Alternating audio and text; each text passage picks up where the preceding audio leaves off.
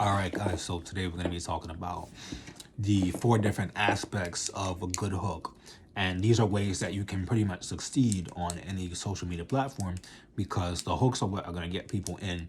Like I said in my other videos, the reason why a lot of people struggle is because there are more people on platforms. So now, instead of just having good content, you have to be the first person to get seen. You have to really stand out and draw attention. People don't just look at content anymore.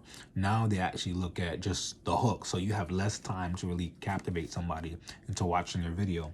So the first thing is make sure that your hooks aren't clickbait. So the reason why this is bad is because when people have clickbaity hooks, the times that it can work is if you already have a following. But since a lot of people, especially you guys, I know you clicked on this video because you want to build up your channel.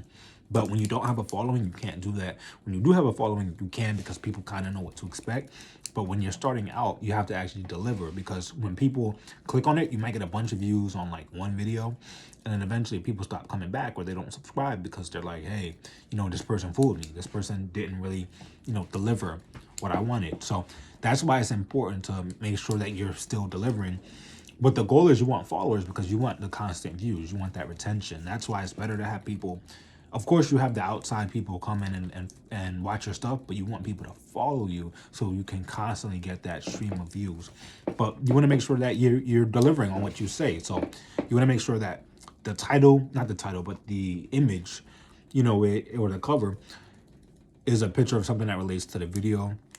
And it actually, delivers what it says. So if it's something that's like shocking, you know how most clickbaity titles are, but you want to make sure that it's incorporated in there in some way. So that's why I think it's best to have a clip from the video as the thumbnail, or just something really, really in relation to that. But make sure that, you're not too clickbaity and you still deliver.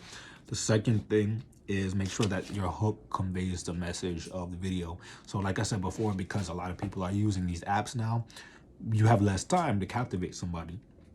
So your title is going to have to pretty much describe what the story is about or what the clip is about, whatever the content is about. But you shouldn't give away too much, because you want to think of it like a movie trailer. You're not describing the whole movie, but you're giving, I guess I would say, the overall theme of what's going to be covered. So you want to make sure you're giving the overall message, or the idea of what the message is going to be.